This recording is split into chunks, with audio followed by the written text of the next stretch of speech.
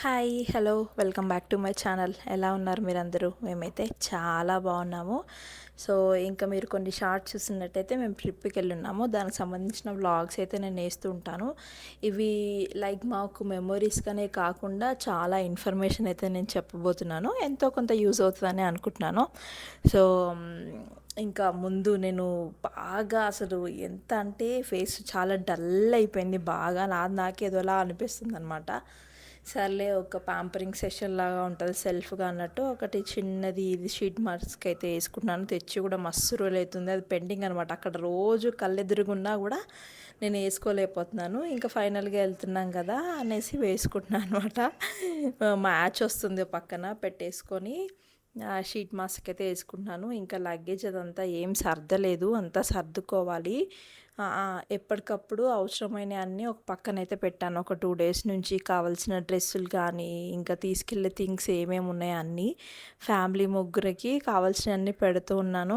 ఇంకా ఈసారి సమ్మర్ హాలిడేస్కి ఎక్కడికి వెళ్ళలేదు, ఇంట్లోనే అనమాట. ఇంకా వెకేషన్కి వెళ్తున్నాము.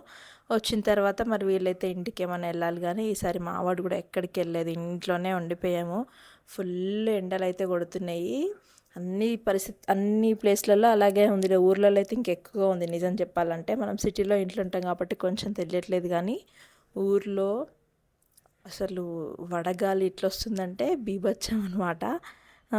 సో ఇంకా అదంతా పక్కన పెట్టేస్తే హాలిడేస్ అంటే కామన్గా ఎంజాయ్ చేయాలి. మేము లాస్ట్ ఇయర్ కూడా ఎక్కడికి వెళ్ళలేదు. అంతకుముందు అంటే వెళ్ళాం, కానీ లాస్ట్ ఇయర్ కూడా వెళ్ళలేదు. సో ఇయర్ వెళ్దాం అనుకొని ఇంకా మొత్తానికైతే ప్లాన్ అయితే ఫిక్స్ అయింది. చూద్దాం ఎంతవరకు అవుతుందో, ఎంతవరకు సక్సెస్ అవుతుందో ఏంటి అనేది.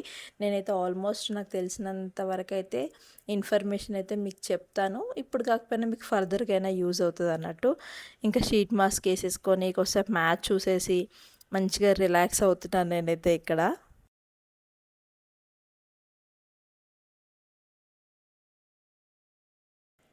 మేము వెళ్ళేది కూల్ ప్లేస్ కాబట్టి దానికి సంబంధించిన బట్టలు అయితే కొన్ని ఉంటే తీసి పెట్టాను, లేకపోతే కొన్ని ఆర్డర్ పెట్టుకున్నాం అనమాట. మా వాడికి కొన్ని కొన్నాను, కొన్నేమో నా కోసం ఒక 2 జతలేమో ఆర్డర్ పెట్టాను అనమాట. అవన్నీ వచ్చాయి, ట్రయల్ చేసి ఇవన్నీ పక్కన పెట్టాను. చాలా థింగ్స్ ఉన్నాయి ప్యాక్ చేయాల్సినవి. ఒక్కొక్కరికి 15 kgs వచ్చింది. 45 kgs అంతేం నిండదు నాకు తెలుసు, బట్ ఉన్న వాటిని ఎన్ని సూట్ కేసులలో సర్దగలుగుతానో చూడాలి. చెప్పాను కదా, బెడ్రూమ్లో అయితే ఫుల్గా నింపేసాను అనమాట. ఇవన్నీ అవే మడతలు పెట్టేసి ఎక్కడికక్కడ ఎవరి వాళ్ళకి ఏమేం కావాలి, సాక్సుల దగ్గర నుంచి వింటర్ వేర్ ఎంత కావాలి ఏంటి అన్నీ ఫుల్గా పెట్టేశాను. ఇవన్నీ ఫుల్ మడతలన్నీ అవే. మావాడు కొంచెం కొనుక్కున్నాయి, అవి వస్తున్నాయా లేదా అని ట్రై చేసుకొని పక్కన పెట్టుకున్నాడు అనమాట. లైక్ ఏవైతే తీసుకెళ్ళాలి, ముందు రోజు నైట్ ఏ వేసుకెళ్ళాలి ఏంటి అనేది అంతా ప్యాక్ చేసుకోవడానికి రెడీ అవుతున్నాడు. హాలిడేస్ వచ్చినప్పటి నుంచి అన్ని లేట్ నైట్సే. 12కి 1కి పడుకోవడం, మార్నింగ్ 8 9 కూడా లేవడం అంతంత లేట్గా అనమాట. సో ఇవన్నీ లేట్ నైట్ డిస్కషన్స్ మేము ఇద్దరం ఎప్పుడూ అంతే. అవసరమైన అన్నీ అలా మాట్లాడుకుంటూ ఉంటాం, అవసరం లేనివి కూడా. మనం ఏదైనా కూల్ ప్లేస్లోకి వెళ్దాం అనుకుంటే 1 2 జతలు ఎక్కువ ఉండడమే బెటరు. అందులోనూ కిడ్స్ ఉన్నప్పుడు కొంచెం మనకి ఎక్కువ యూజ్ అవుతాయి అనమాట. నేను ఇప్పుడనే కాదు, ఎప్పుడైనా 1కి 2 ఎక్స్ట్రానే పెట్టుకుంటాను. ఈసారి కూడా అంతే, ఒక 2 అయితే ఎక్స్ట్రానే క్యారీ చేస్తున్నాను. నైట్ వేర్ పెట్టుకున్నాను, ఇన్నర్స్ పెట్టుకున్నాను, క్యాప్స్ అన్నీ నా దగ్గర ఏమున్నాయన్నీ ఆల్మోస్ట్ క్యారీ చేశాను. లైక్ స్వెటర్స్ అలాంటివి అయితే నేను కొనలేదు. చూద్దాం అక్కడికి వెళ్ళాక, మళ్ళీ వెయిట్ ఇక్కడ నుంచి ఎక్కువైపోతాయి. మనకు కొనాలనుకుంటే అక్కడ కొనుక్కోవచ్చు. కూల్ ప్లేస్లలో మనకి వింటర్ వేర్ అక్కడ చాలా తక్కువ రేట్ దొరుకుతాయి, అండ్ క్వాలిటీ కూడా చాలా మంచిగా ఉంటాయి. మేము ఇదివరకు ఊటీ వెళ్ళినప్పుడు కూడా నేను అక్కడి నుంచి తీసుకొచ్చామన్నమాట షట్టర్లు అవన్నీ. క్వాలిటీ అనేది చాలా బాగుంటుంది. సో మేమైతే ఓకే, మా వాడికి ముందు నుంచే ఇంట్లో షట్టర్లు లేవు కాబట్టి అక్కడనే తీసుకుందామని ఫిక్స్ అయిపోయాను. మాకు ఏదైనా అవసరమైతే నీడైతే కూడా ఏదైనా జర్కిన్స్ జాకెట్ లాంటివి కొందామని నేను ఫిక్స్ అయ్యాను కాబట్టి నేను ఇక్కడ నుంచి అంత షట్టర్స్ ఏం క్యారీ చేయలేదు. మీరు కావాలంటే క్యారీ చేయొచ్చు. ఫుల్ స్లీవ్స్ ఉన్న డ్రెస్సులు అయితే బెటరు, ఎందుకంటే కొంచెం మనకి చలి ఆపడానికి అవన్నీ బాగా యూజ్ అవుతుంది. డే టైంలో సన్నీగా ఉన్నా కూడా మార్నింగ్ అండ్ ఈవినింగ్ అవర్స్లో ఎక్కువగా కూల్గా ఉంటుంది అనమాట. అసలు మనకి ఇక్కడ చలికాలంలో ఎలా ఉంటుంది, అక్కడ డే టైంలో అలాగ ఉంటుంది అనమాట. టెంపరేచర్స్ చాలా తక్కువగా ఉంటాయి, అప్పటికప్పటికే మనకు ఫుల్గా పడిపోతాయి. సో అది చూసుకొని మరైతే క్యారీ చేయాలి డ్రెస్సులు. 2 సూట్ కేసులలో ఇవంతా ప్యాక్ చేయాలి. అండ్ నేను ఒక హ్యాండ్ బ్యాగ్ క్యారీ చేస్తాను, ఒక బ్యాక్ ప్యాక్ పెడతాను. బ్యాక్ ప్యాక్లో కొంచెం మన ఏమన్నా ఇంపార్టెంట్ డాక్యుమెంట్స్ ఉన్నా లేకపోతే ఆధార్ కార్డులు, వ్యాలెట్స్ అవన్నీ, హెడ్ ఫోన్స్, ఎయిర్‌పాడ్స్, చార్జర్స్ అవన్నీ పెట్టుకోవడానికి యూజ్ అవుతదని ఒక బ్యాక్ ప్యాక్. నా హ్యాండ్ బ్యాగ్ నాకే ఉంటది. నేను కూడా థింగ్స్ అన్ని అందులో కుక్కుతూ ఉంటాననమాట. చూడండి ఫైనల్‌గా అన్నీ సార్ట్ ఔట్ చేసిన తర్వాత ఇన్ని బట్టలయినాయి.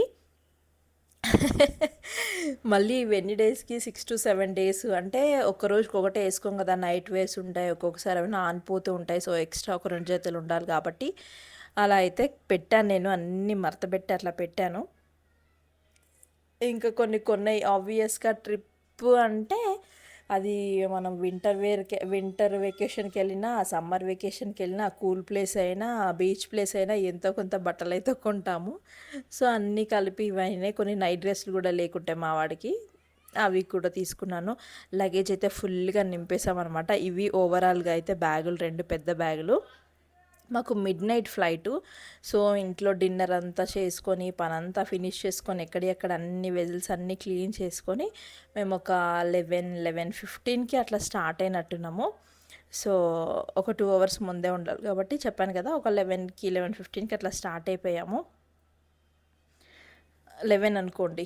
అంతే. ఎళ్ళేసేటప్పటికి ఒక 12 అట్లా అవుతది. మా ఇంటి నుంచి ఒక గంటంపావు జర్నీ అయితే పడతది. ఒక 2 అవర్స్ ముందుండాలి గాబట్టి మాకు 2:30కో ఏదో ఉన్నట్టుంది ఫ్లైటు. 2:15కో సంథింగ్. అన్నీ మిడ్‌నైటే. రిటర్న్ మిడ్‌నైటే, ఎళ్ళేటప్పుడు మిడ్‌నైటే పడింది మాకు ఫ్లైటు. ఇంకా వ్యూ అంతా ఏం కనిపించే ఇంతకుముందు మేము ఫ్లైట్‌లో గోవాకెళ్ళినప్పుడు కూడా అప్పుడు కూడా నైట్ ఫ్లైటే మాది. సో, వ్యూ అదంతా ఏం చూడడానికి లేదు. ఈసారి గూడా అలాగే అయ్యింది.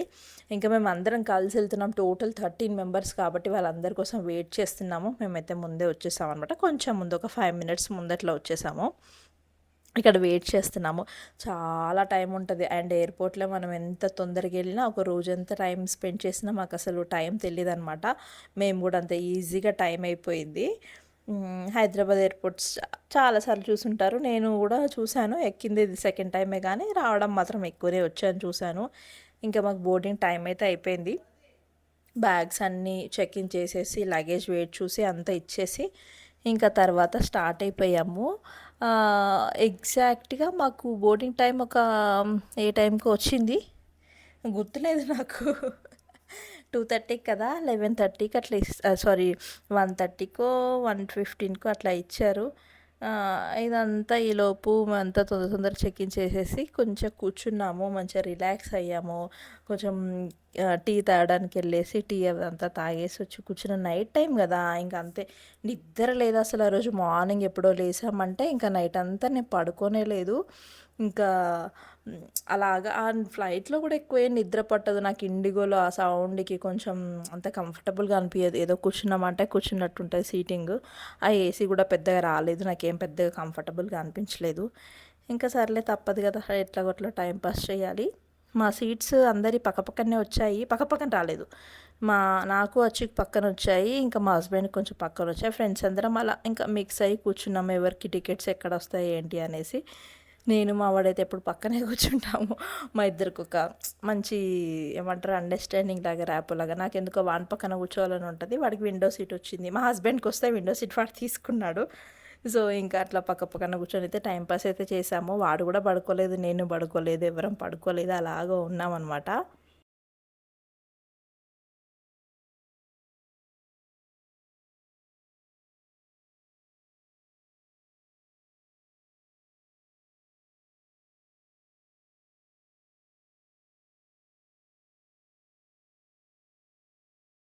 ఇంతకీ చెప్పలేదు గదా! మేము హైదరాబాద్ టు ఢిల్లీ ఎళ్తున్నాము. ఢిల్లీకి ఒక 2 అవర్స్ అయితే టైం ఉంటది.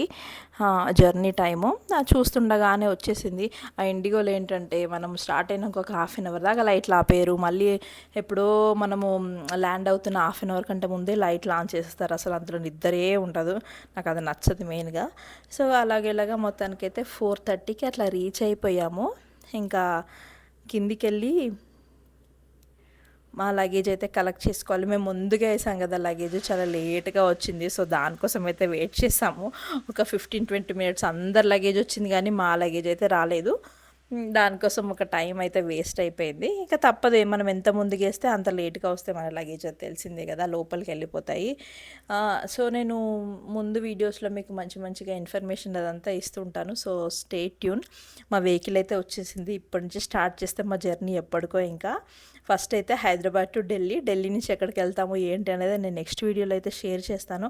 So, stay tune. Day by day అయితే వీడియోలు అయితే వేస్తాను. ఈవెన్ దో షార్ట్ వీడియోలు కూడా వస్తాయి. చూడడానికైతే ట్రై చేయండి. హోప్ మీకు ఈ వీడియో నచ్చిందని అనుకుంటున్నాను. నచ్చితే కనుక లైక్ చేయండి, షేర్ చేయండి. మరిన్ని వీడియోస్ కోసం మన ఛానల్ అయితే తప్పకుండా సబ్స్క్రైబ్ చేసుకోండి. Thank you so much for watching. Bye bye. See you until in next video.